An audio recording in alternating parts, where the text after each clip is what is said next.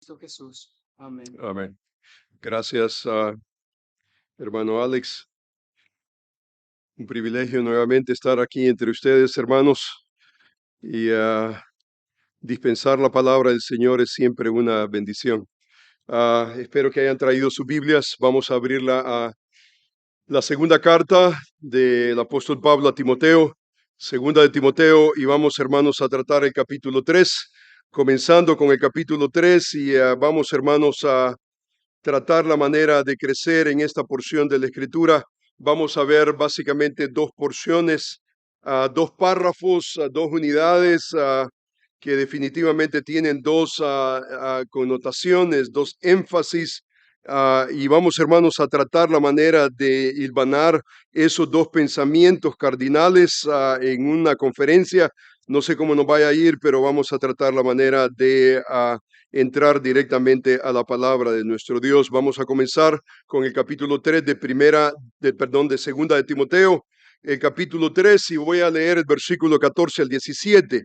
Y la segunda porción es el capítulo 4. Es una continuación, es un párrafo diferente, íntimamente relacionados, y vamos a leer hasta el versículo 8 del capítulo 4. Así que si usted tiene su Biblia, voy a suplicar que usted me acompañe y voy a leer el capítulo nuevamente 3, versículo 14, hasta el capítulo 4, el versículo 8. La palabra del Señor dice de la siguiente manera: pero tú, dice la Escritura, persiste en lo que has aprendido y te persuadiste sabiendo de quién has aprendido, y que desde la niñez has sabido las sagradas escrituras, las cuales te pueden hacer sabio para la salvación por la fe que es en Cristo Jesús. Toda la escritura es inspirada por Dios y útil para enseñar, para redarguir, para corregir, para instruir en justicia, a fin de que el hombre de Dios sea perfecto, enteramente preparado para toda buena obra. Te encarezco delante de Dios y del Señor Jesucristo, que juzgará a los vivos y a los muertos en su manifestación y en su reino, que prediques la palabra, que instes a tiempo y fuera de tiempo, redarguye, reprende, exhorta con toda paciencia y doctrina, porque vendrá tiempo cuando no sufrirán la sana doctrina, sino que teniendo comezón de oír, se amontonarán maestros conforme a sus propias concupiscencias y apartarán de la verdad el oído y se volverán a las fábulas. Pero tú, sé sobrio en todo, soporta las aflicciones, haz obra de evangelista, cumple tu ministerio, porque yo ya estoy para ser sacrificado y el tiempo de mi partida está cercano. He peleado la buena batalla, he acabado la carrera, he guardado la fe. Por lo demás me es guardada la corona de justicia, la cual me dará el Señor juez justo en aquel día, y no solo a mí, sino también a todos los que aman su venida. Oremos al Señor. Amantísimo Padre, Señor, gracias por tu palabra. Queremos, Señor, exaltar tu precioso nombre. Señor, gracias porque en tu palabra encontramos, Señor, instrucción, no para inventar, no para ser creativos, innovadores, sino para vivir, Señor, como conviene en conformidad a tu palabra. Señor, yo te alabo, te glorifico por, Señor, hermanos que están atrás de este telón, haciendo, Señor, que tu pueblo pueda venir alrededor de tu libro, entenderlo, vivirlo. Señor, gracias te damos por tu palabra, porque tu palabra tiene poder para sobreedificarnos. Queremos, Señor, alabarte en nuestra meditación. Sé tú, Señor, con nosotros. Y gracias una vez más te damos, Señor, por la preciosa oportunidad de reverenciar tu precioso nombre. Tú eres digno de recibir toda gloria. Señor, queremos que nuestra persona mengüe. No queremos, Padre bendito, levantar nuestro nombre, sino el nombre que es sobre todo nombre, Cristo Jesús. Señor, es ese nombre que deseamos, Señor, que sea levantado. Señor, muchas gracias por esta oportunidad. Te bendecimos y rogamos que tu Espíritu Santo nos guíe. Que tu Espíritu Santo, Señor, nos guíe a toda verdad. Y que esa verdad, Señor, sea una verdad, Señor, que transforme nuestro ser para gloria tuya y beneficio de tu pueblo. Gracias en Cristo Jesús, Señor. Amén. Hermanos, mi plan para este momento número uno es observar la identidad que encontramos en esta porción de la Escritura, primeramente en el primer párrafo 14 al 17 del capítulo 3. Y si usted leyó conmigo cautelosamente, usted observará que hay allí una fuerza imperativa muy interesante alrededor de ese verbo persiste. Persiste, dice la Escritura. Y el énfasis primario, hermanos, es que nosotros podamos persistir en una cosa y persistir en la palabra. Pero en segundo lugar, dice el texto, predica la palabra. Persistir y predicar la palabra no es un asunto, hermanos, que vamos a ponerlo a votación, no es una situación que la vamos a definir por vía de democracia, es un asunto que está establecido de parte de Dios. Es más, hermanos, esto que estamos hablando básicamente nos define. Y por definición podemos decir que la teología moderna que se maneja en nuestros días, lo que ha pasado a la historia como la teología liberal, es aquella que no acepta la autoridad absoluta de las Escrituras. Esta teología o estas formas teológicas se distinguen de la ortodoxia en que afirman la autonomía humana en cuanto a la búsqueda del conocimiento. Es una independencia completamente del libro de Dios. Este es básicamente un intelectualismo autónomo que clama el derecho de buscar el conocimiento sin estar sujetos a la revelación de Dios. Hermanos, esta no es mi postura ni quiero aceptarla. Muchos han caído en ese error garrafal de dejar básicamente la revelación divina de Dios capsulada en las Escrituras, 66 libros de la Biblia.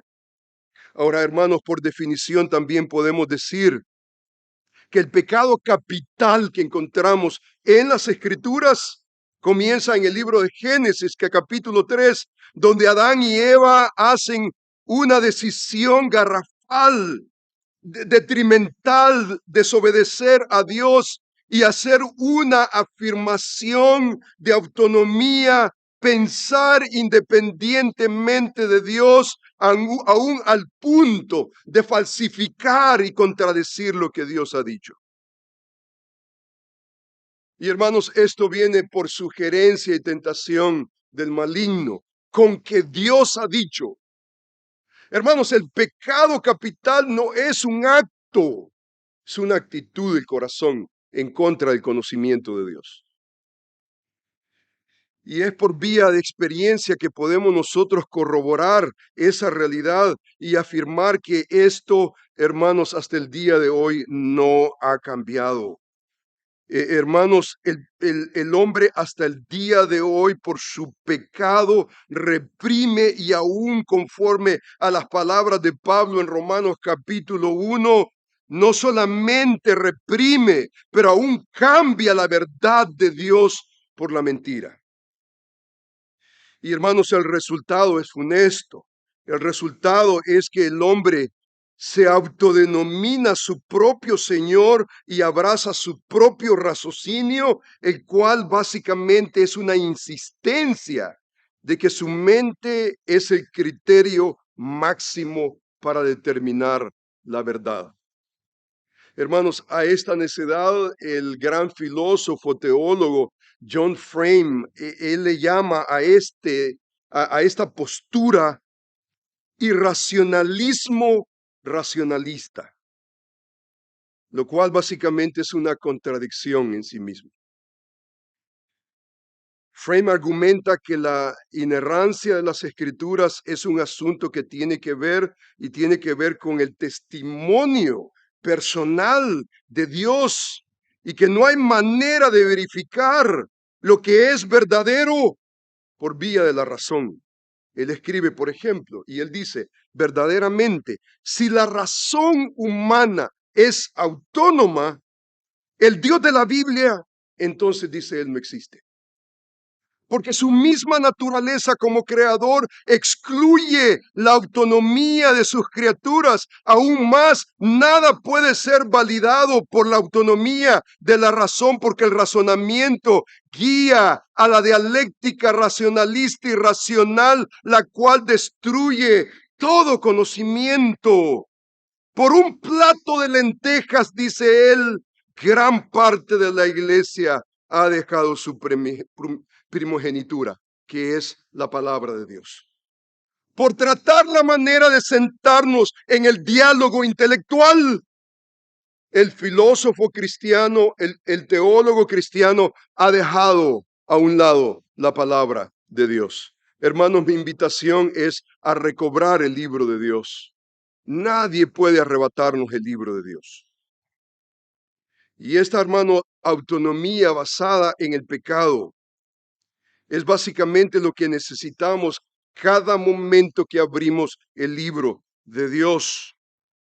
Hermanos, cuando hablamos de robar, mentir, adulterar, que son expresiones pecaminosas, estas están basadas en una premisa que dice Dios no existe, y si existe, yo no tengo absolutamente ninguna relación con él. Y el máximo criterio para aceptar lo que es verdadero, falso, bueno, malo, es mi mente y no es el Dios que ha revelado. Hermanos, conforme a este pasaje que acabamos de leer, hermanos, esto está completamente en contra de esa proposición, de esa perspectiva dañina a los hombres.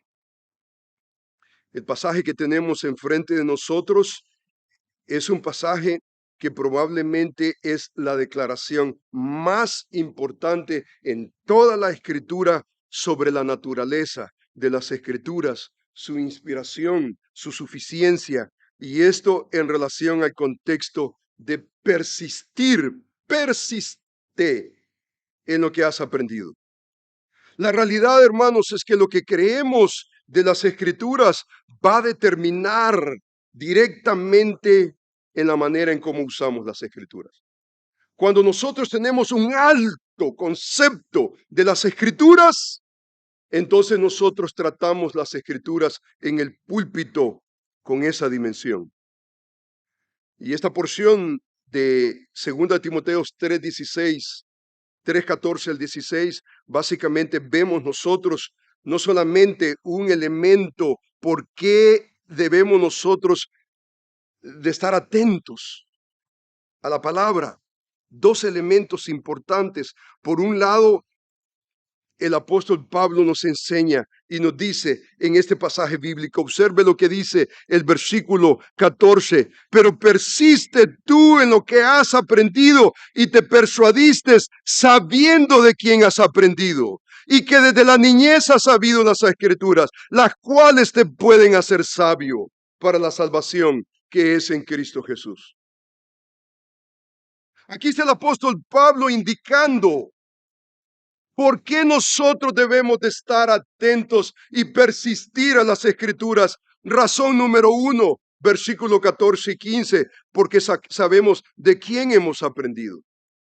Ahora, hermanos, aquí hay un contraste muy interesante. El versículo 14 comienza con un pronombre personal seguido de una conjunción su de, básicamente, que es una formulación de contraste. Y hermanos, esto gramaticalmente significa que hay un énfasis de contraste entre Timoteo y el contraste. Pero tú, Timoteo, no eres como la fotografía, el panorama que ha descrito desde el capítulo 3, versículo 1. Mire conmigo el capítulo 3, versículo 1. Observe conmigo el pasaje. El versículo 1 dice de la siguiente manera: también debes de saber esto, que en los postreros días vendrán tiempos peligrosos. ¿Y sabe lo que hace el apóstol Pablo? Describir los tiempos peligrosos en términos de hombres peligrosos. Son los hombres que comienza a describir. No necesariamente los tiempos. No es el cronos. No, la idea no es cronología, sino carácter. Y dice el versículo bíblico: también debes de saber esto, que en los postreros días, dice la Escritura, en los postreros días vendrán tiempos peligrosos. Y mire el versículo 2, porque habrá hombres amadores de sí mismos, avaros, vanagloriosos, soberbios, blasfemos, desobedientes a los padres, ingratos, impíos, sin afecto fraternatural, implacables, calumniadores, intemperantes, crueles, aborrecedores de lo bueno, traidores, impetuosos, infatuados, amadores de los deleites más que de Dios. ¿Dónde encontramos nosotros esos individuos? No son en las cantinas, sino en las iglesias. Hombres que aman a Dios, pero aman más los deleites de este mundo que a Dios. Dice el apóstol Pablo: a estos evita. Hermanos, yo creo que hay momentos de evitar, hay momentos de separarnos. Aquí la pregunta: ¿qué es lo que debe de separarnos? ¿Qué es lo que debe de separarnos? Y hermanos, desafortunadamente en el cristianismo nos separamos por bobadas, estupideces que realmente no tienen ningún significado en el cristianismo. Pero hermanos, el apóstol Pablo dice en su primer carta, primera de Corintios, dice que las malas amistades corrompen las buenas costumbres. Andamos con lobos, aprendemos a vivir como, a aullar como lobos. Y es cierto, y lo que el apóstol Pablo está diciendo: mira, cuida tu carácter, porque el hombre de Dios en las cartas pastorales es caracterizado por lo que él es, su carácter, por lo que él sabe, su conocimiento, y por lo que él hace, su ministerio. Y hermanos, lo más importante de esas tres categorías no es lo que nosotros hacemos, ni tampoco lo que nosotros sabemos, sino lo que nosotros somos, porque lo que nosotros somos va a determinar lo que nosotros sabemos y lo que nosotros hacemos. Y el énfasis del apóstol Pablo es: cuídate de lobos rapaces, cuídate de hombres perversos que aman a Dios, pero aman más los deleites que a Dios. A estos evita. Y el apóstol continúa diciendo, observe usted conmigo el versículo 6, porque de estos son los que se meten en las casas, llevan cautivas a las mujercillas cargadas de pecado, arrastradas por diversas concupiscencias. Estas siempre están aprendiendo y nunca llegan al conocimiento de la verdad. Y de la manera que James y Jambres resistieron a Moisés, así también estos resisten a la verdad. O sea que el problema de ellos es no solamente el carácter, pero el carácter determina también lo que ellos van a hacer con la verdad de Dios. Y conforme al contexto del pasaje bíblico, dice que estos resisten la verdad de Dios, porque la verdad de Dios, hermanos, es transformacional. La verdad de Dios trata con nuestro pecado. La verdad de Dios no es solamente un asunto de intelecto, no es solamente un ejercicio de la mente. Pero necesitamos nosotros ser confrontados con nuestro propio pecado. Necesitamos nosotros cambiar, como lo vamos a ver más adelante. El apóstol Pablo está preocupado. Más adelante en el capítulo 4 dice: predica la palabra. Y la segunda razón que da es porque yo ya estoy para ser sacrificado. El tiempo de mi partida ha llegado. El apóstol Pablo está para poner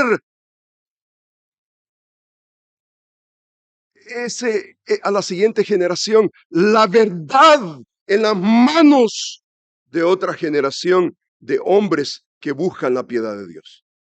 Buscan la piedad de Dios.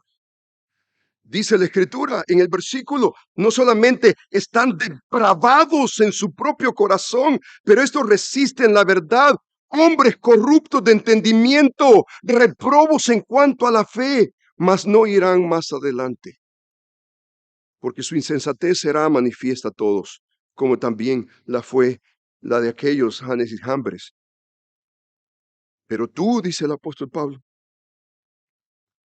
tú has seguido mi doctrina, conducta, propósito, fe, longanimidad, amor, paciencia, persecuciones, padecimientos como los que me sobrevinieron en Antioquía, Iconio, en Listra, persecuciones que he sufrido y de todas me ha librado el Señor. Y también todos, no solamente tú, Timoteo, pero todos los que quieren vivir piadosamente en Cristo Jesús padecerán persecuciones.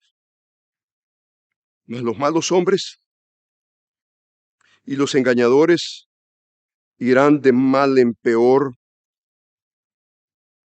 engañando y siendo engañados.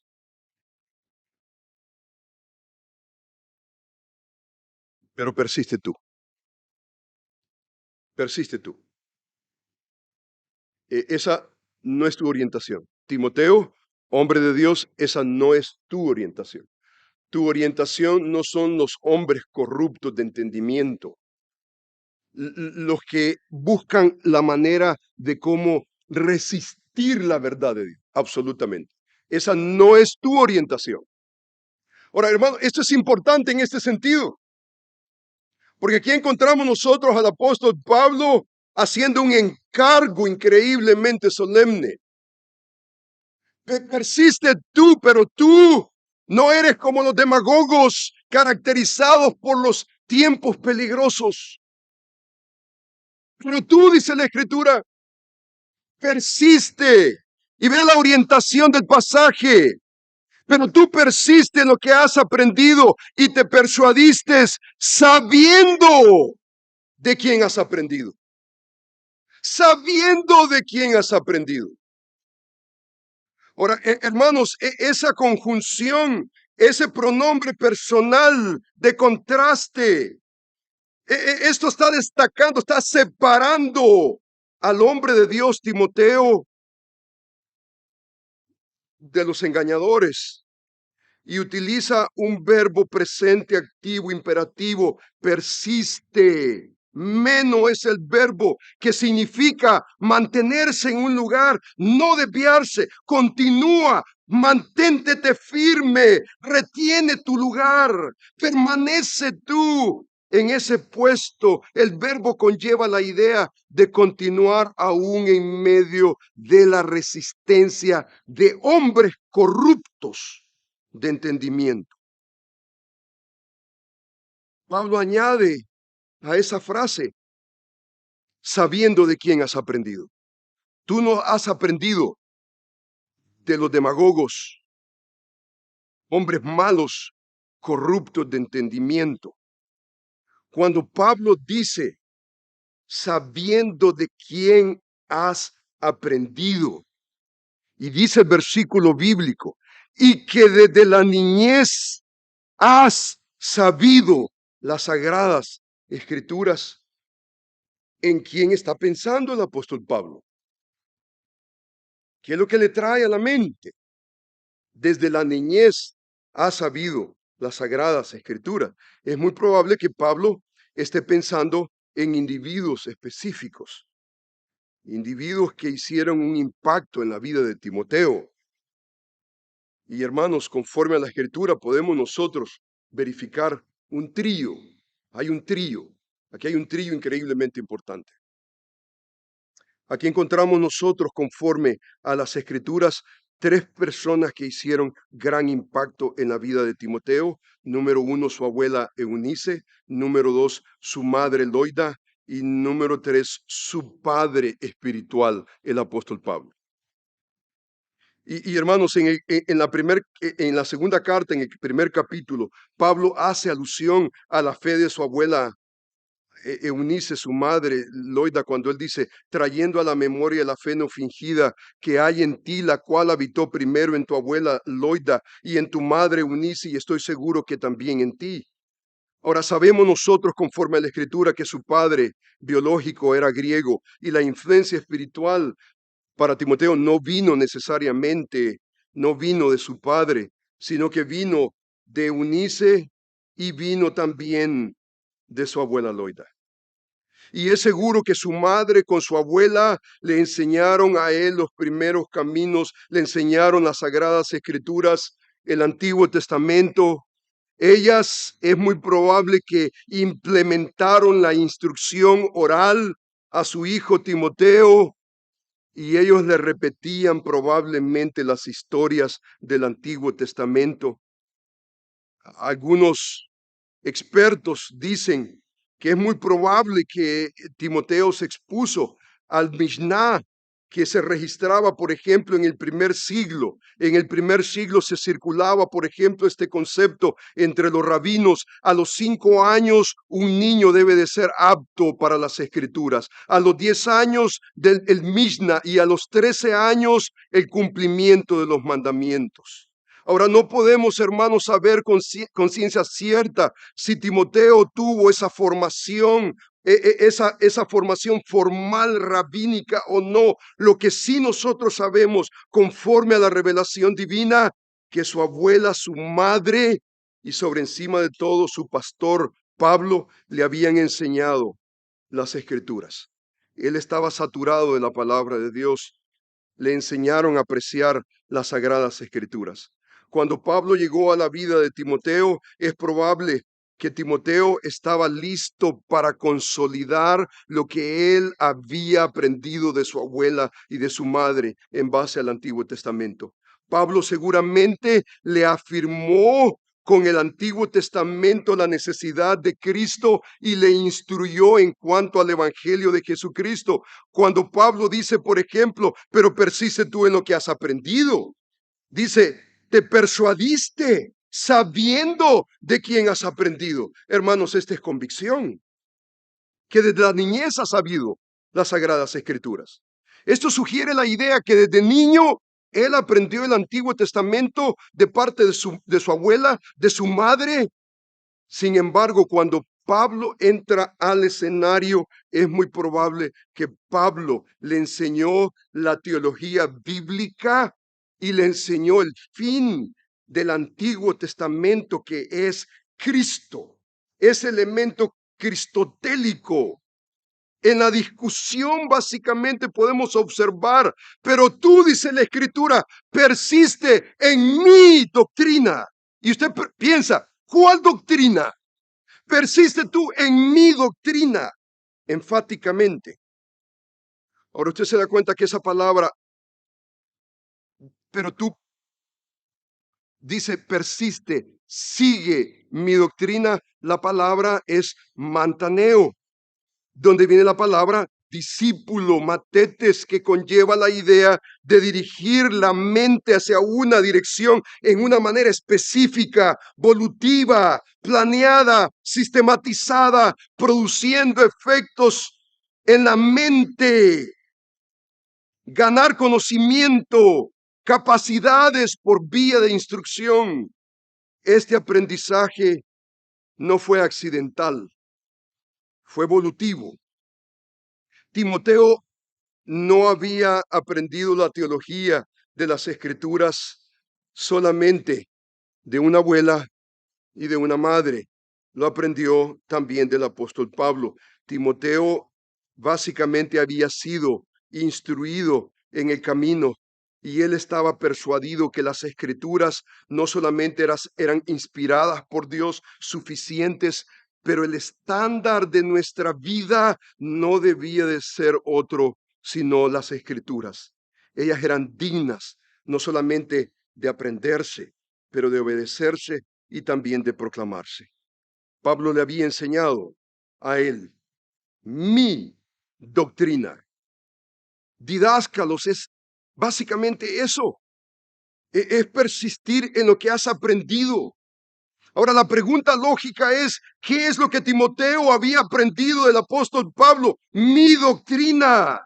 La respuesta lógica es que de su abuela él había aprendido el Antiguo Testamento, pero de Pablo él había aprendido ese fin del Antiguo Testamento, el Evangelio de Jesucristo, que puede hacerte sabio para la salvación por la fe en él.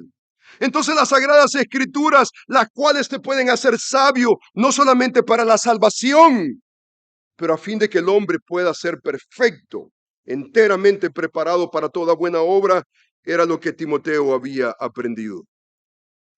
Las Sagradas Escrituras, ellas te pueden hacer sabio para la salvación a través de Cristo. Ellas te pueden dar auge para vivir como conviene. Y hermanos, eso es un eco de declaraciones que más adelante vemos en la teología paulina. Él había aprendido Antiguo Testamento. Él había aprendido la fe. Había entendido el cumplimiento del Antiguo Testamento. Jesús, el sistema sacrificial apuntaba a Cristo, el Cordero que quita el pecado del mundo. Es muy probable que ese concepto del tabernáculo, profecías mesiánicas en el Antiguo Testamento, Pablo se había sentado con Timoteo y le había explicado el fin del Antiguo Testamento. Hermanos, esto para nosotros como pastores, educadores, hermanos, esto es increíblemente importante en este sentido. Porque la pregunta, hermanos, es ¿cómo nosotros hacemos pastores teólogos? ¿Cómo hacemos pastores teólogos? Y hermanos, yo quiero decirles, hermanos, amados, esta proposición no comienza en el seminario. Esta proposición comienza en la casa. Comienza con una abuela, comienza con una madre que aman las Escrituras. Comienzan con mujeres de Dios que aunque no tienen tal vez el ideal perfecto y sus hombres son paganos, pero son mujeres que han creído en las Escrituras. Allí comenzamos a ser pastores teólogos. Yo escucho testimonios de hermanos. Nuestro hermano Samuel Heredia, por ejemplo, tuvo la herencia, el hermano, de tener eunices, de tener mujeres a su alrededor. En su cuna le cantaban himnos. Usted es abuela, hagamos teólogos. El día de mañana su hijo va a llegar tal vez a un seminario y se va a encontrar con un Pablo. Es más, ore usted por ese Pablo, ore por ese Pablo. Ore por ese Pablo que le va a dar una dimensión teológica, sistemática de lo que nosotros encontramos en las Escrituras. Pero no deje de hacer su labor. Los grandes hombres de Dios se hacen en una cuna con mujeres entregadas, mujeres que no cuestionan las Escrituras. Usted tal vez pensará, yo no tengo un Timoteo. Tal vez usted está levantando mujeres que van a casarse con esos Timoteos. Y yo creo que la mujer de Dios, la mujer que está a la par del hombre de Dios, tiene que ser una mujer teóloga, astuta en su teología bíblica. Yo le doy gracias al Señor por mi esposa. Gracias al Señor, porque nadie le ha quitado el libro de sus manos.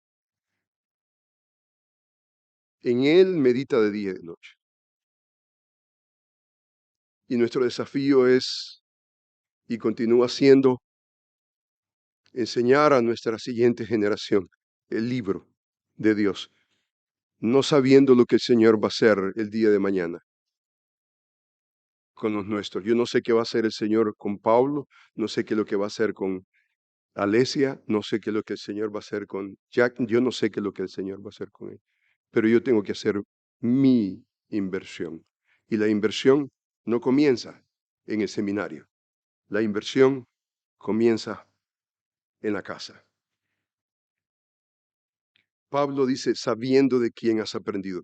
Tú aprendiste de tu abuela y tú aprendiste de tu madre y tú has aprendido de mi doctrina, mi conducta, propósito, fe.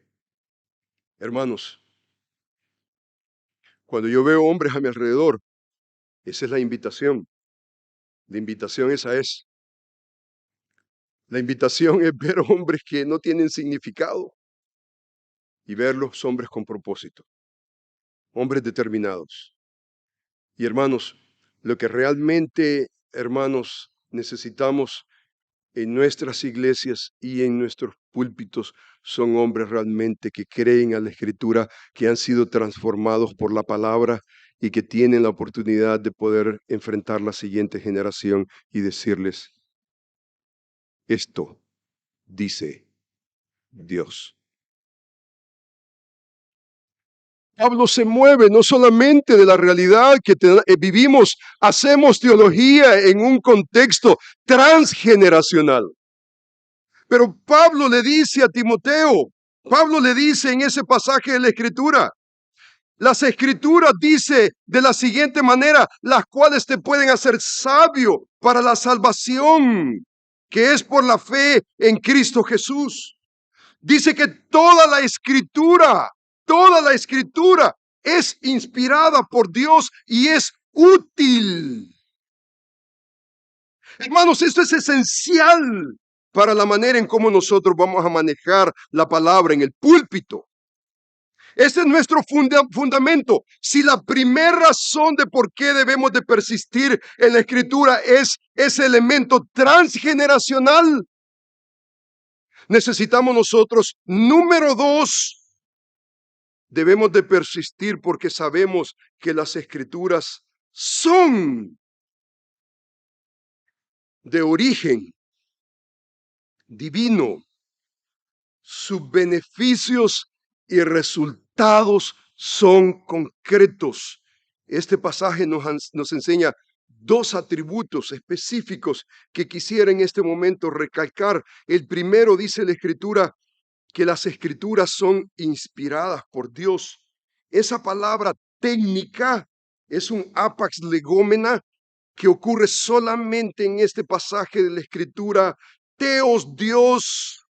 Neptos tiene que ver con ese soplo, literalmente significa es que Dios ha soplado en ese texto, inspiración de Dios, la Escritura, Antiguo, Nuevo Testamento, tienen esa cualidad inspirada por Dios. Nuestras palabras, en cierta manera, son aliento de nosotros, ¿no? Como humanos. Sin embargo, la Biblia es ese soplo de Dios. Son inspiradas por Dios. Hermanos, si nosotros consideramos las escrituras simplemente como simple literatura, como cualquier otra literatura, los grandes literatos, cuando estaba yo en la universidad me enamoré tanto de la generación de 1890. Unamuno, Miguel de Unamuno, para mí era wow, qué impresionante. Antonio Machado, españoles, grandes literatos. La escritura no está a ese nivel. La escritura no está a ese nivel. La escritura no es inspirada por hombre. La escritura es inspirada por Dios. Y la escritura dice de la siguiente manera que es útil, es suficiente. O sea que Pablo dice que toda la escritura es inspirada por Dios.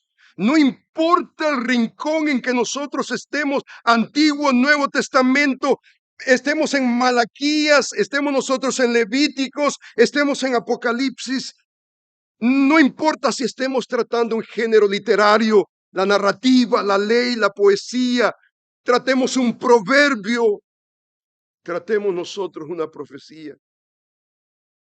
No es de inspiración humana.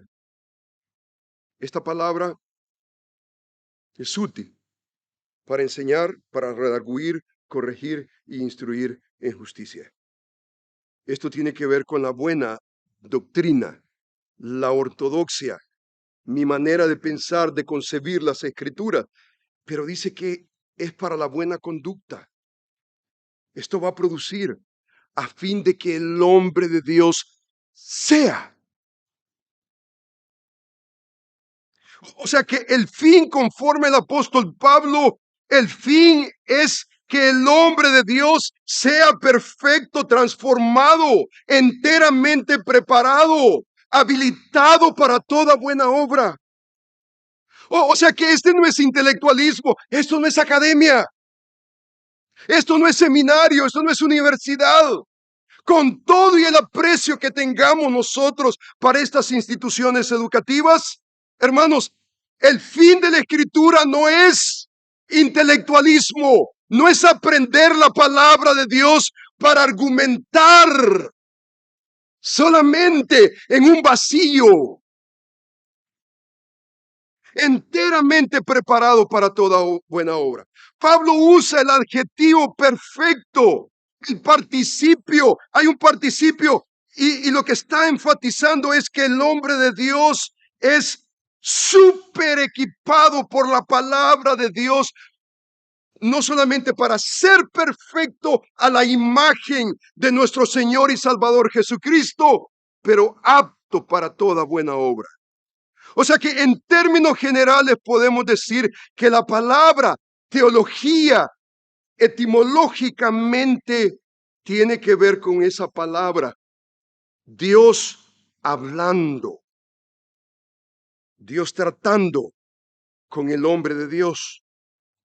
Los teólogos le han llamado a este concepto, le han llamado básicamente ese círculo perfecto, completo, eterno, en el sentido que Dios es el origen de todo, porque todas las cosas provienen de Él. Dios es el sustentador, porque Él sustenta todo. Y finalmente Dios es la meta de todo, porque todo debe de regresar a Él, porque Él es ese círculo de la eternidad, fuera de, a través de, y regresa a Él.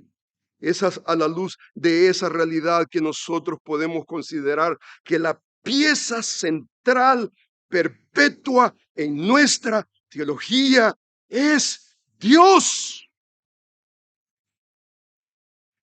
Hermanos, Schleiermacher, Friedrich Schleiermacher, el filósofo teólogo, el padre de la teología liberal, concebía la teología como una reflexión de la conciencia del ser humano. Esa no es teología, esa es teología humanista, antropocéntrica.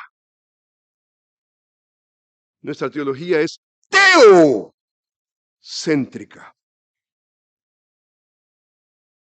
Él es Dios, Él ha hablado, lo que Él ha hablado está encapsulado en un libro que llamamos la Biblia. Ese libro tiene que ser entendido, obedecido, proclamado, y entonces ¿sabe lo que nosotros hacemos? Cuando hacemos eso, cerramos el círculo. Todo vino de Él y todo regresa a Él en alabanza, en gloria a su nombre. Cerramos el círculo, no estropeamos el círculo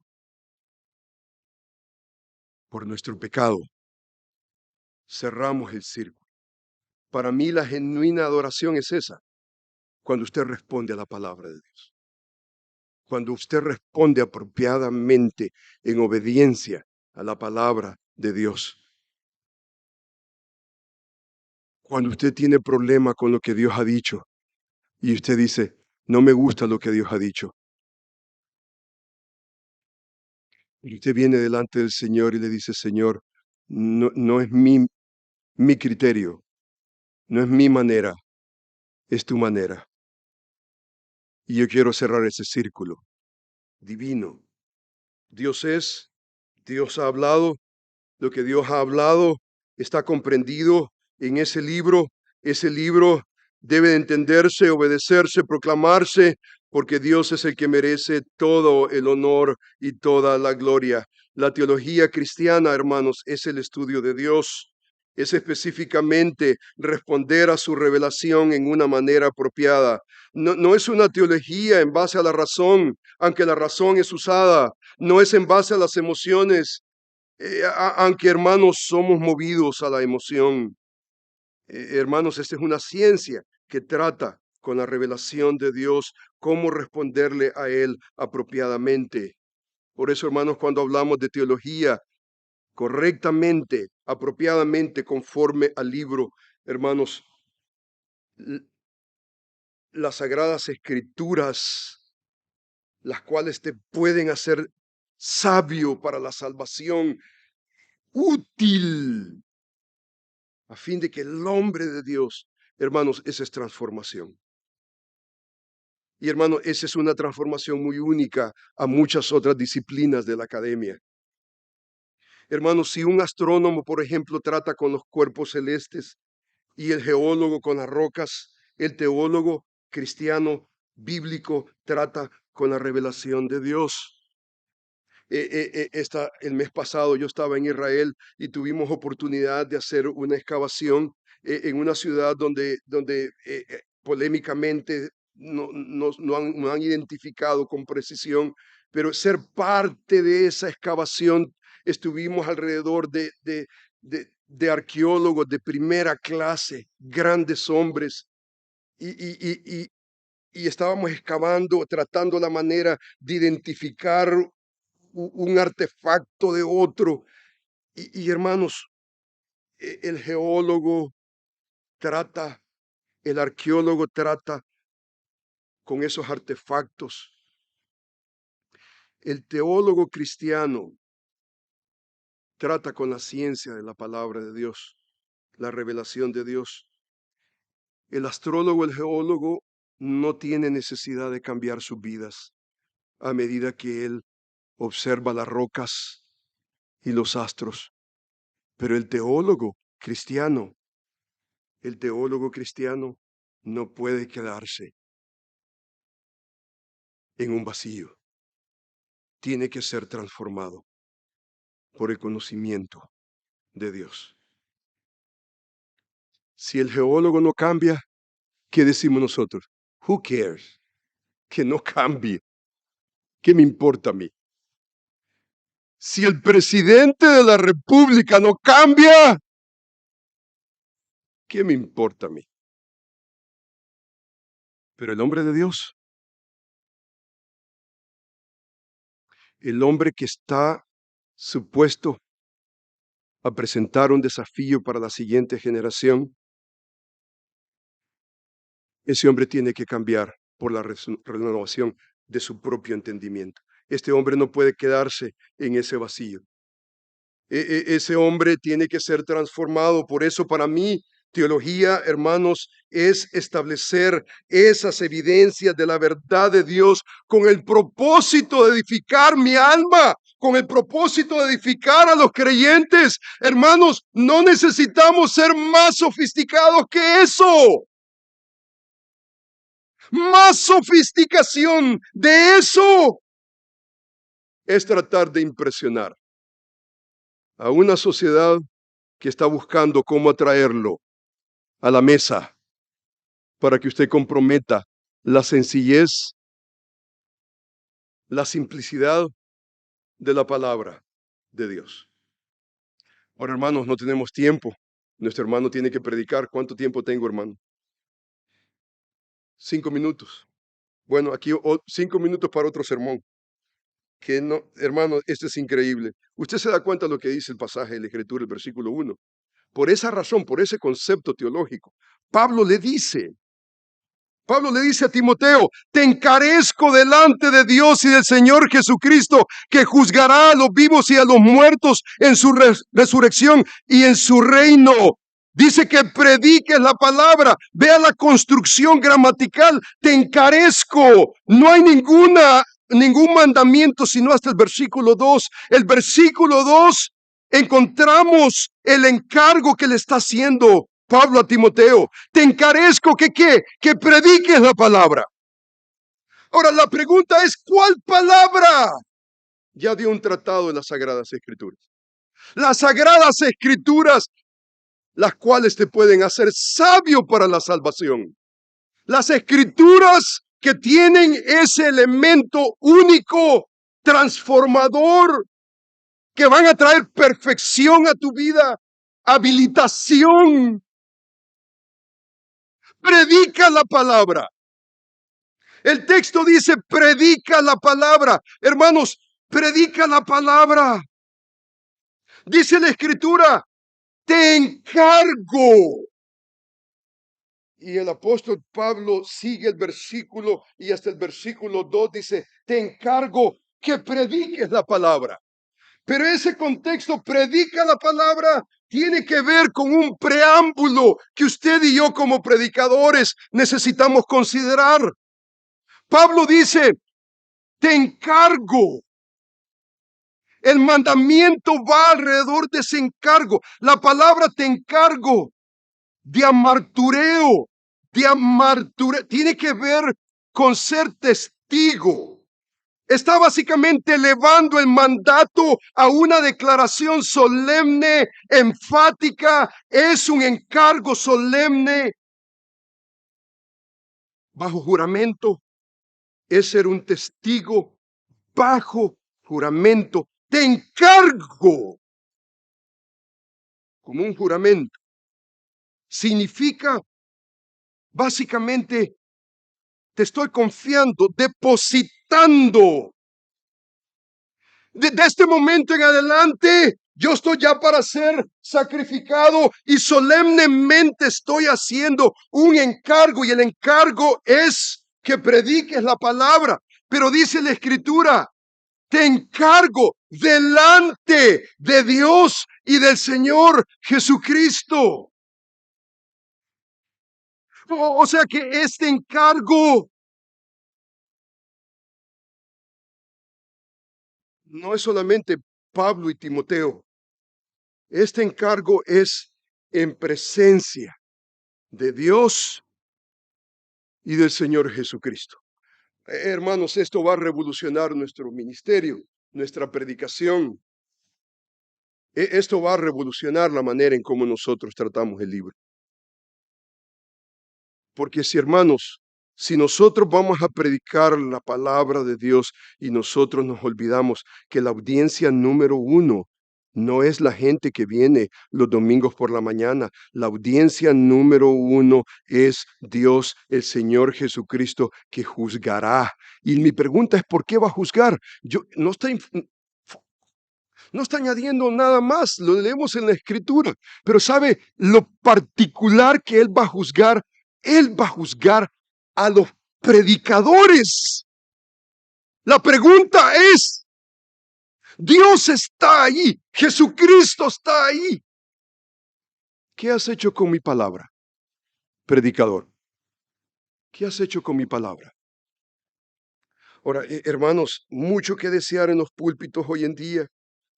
Hoy en día tenemos nosotros una carencia increíble. Yo creo que uno de nuestros llamados increíbles en el seminario es tratar la manera de ayudar a los pastores. ¿Qué es lo que hace un pastor? ¿Qué es lo que hace un pastor dentro de una iglesia bíblica? Primariamente, hermanos, primariamente es eso que nosotros vemos en este texto. Que prediques la palabra con conciencia que Dios está ahí y que Él te va a juzgar. ¿Cuál es la plataforma que Dios te da? Si es un púlpito de 20 gentes o 2000 gentes. Por ejemplo, hay una costumbre, muchas veces predicadores, que si son 10, no tengo que prepararme. Pero si son 100, si son 1000, o sea que a 10 los puedes confundir, pero a 1000 no, a 1000 no. Si son 1000, entonces it's worth it. Los predicadores que nosotros estamos formando en nuestra congregación es lo que usted hace en escuela dominical con los niños. Tenemos un ministerio. Los niños, ¿sabe quién estamos formando los niños? Ese es Timoteo. Y tú no sabes si va a ser Timoteo. Tú no sabes. Pero lo que nosotros estamos enseñándole a esos niños es a tomar en serio la escritura. Los niños no entienden o no entienden. Ese es el patrón de la escritura. No necesitamos hacer de esos niños teólogos, pastores. Y desde esa cuna necesitamos nosotros enseñarle la palabra de Dios. Y desde esa cuna necesitamos nosotros instruirlos. Y no vamos a hacer al otro lado del mundo lo que no estamos haciendo en casa. No lo vamos a hacer. Lo que vamos a hacer al otro lado del mundo es lo que hacemos todos los días miércoles y todos los días viernes y todos los días sábados y también los lunes y los martes y los domingos. Eso es precisamente lo que vamos a hacer. Vamos a abrir el libro de Dios. Y el testigo número 1 no es nadie más, sino Dios. Esta última clase que tuve de predicación expositiva, un estudiante se acercó conmigo y me dice, estoy nervioso, yo no voy a poder hacer esto, estoy nervioso. Y le digo yo, ¿por qué tú estás nervioso? Me dice, porque usted está aquí. Mira, vamos a hacer algo, mira, no voy a estar allí, te voy a ver por cámara, te voy a ver por cámara. Eso trabajaría, sí. Bueno, ok, voy a hacer el intento. Hermanos, si yo estoy ahí o no estoy ahí, si está quien quiera que esté, hermano, humanamente ese no debería de ser el determinante. ¿Sabe cuál debería de ser el determinante? Hay alguien que ya está ahí. ¿Le invite usted o no lo invite? Alguien está ahí. Y él va a escuchar su predicación. Y hermanos, thumbs up or down. Y hermano, aquí la pregunta no es elocuencia. Aquí la pregunta es, predica qué cosa? La palabra. Hay hermanos que tienen gran elocuencia. ¡Wow! Que Dios les bendiga.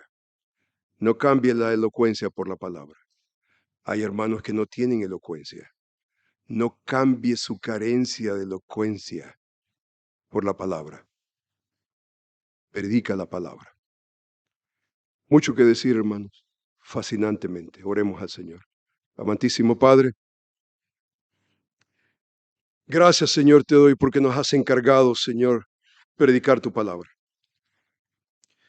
Predicarla, Señor, con solemnidad. Y yo te suplico en el nombre de Jesús, Señor, de que tú, Señor, nos des la capacidad, Padre bendito, de poder ser hallados fieles delante de ti. Señor, el hombre de Dios se caracteriza no solamente por lo que Él es, su carácter, pero lo que sabe, su teología y lo que hace con el libro de Dios.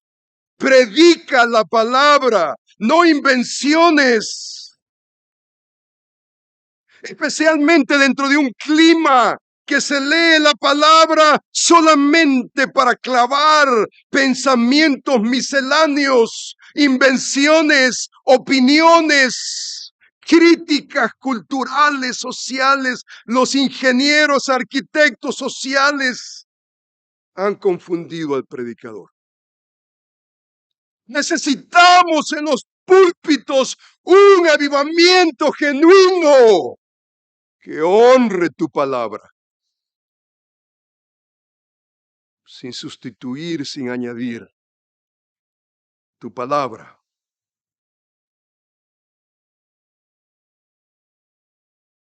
Para los griegos es locura. Para los judíos no es entendimiento. Pero para nosotros, la locura de la predicación es gloria. Bendice a tu pueblo. Y danos, Señor, apetito por tu palabra. Y permite, Señor, que podamos cerrar ese círculo divino y que podamos responder a ti, Señor, alabando y glorificando tu precioso nombre. Te bendecimos en el nombre de Jesús. Amén.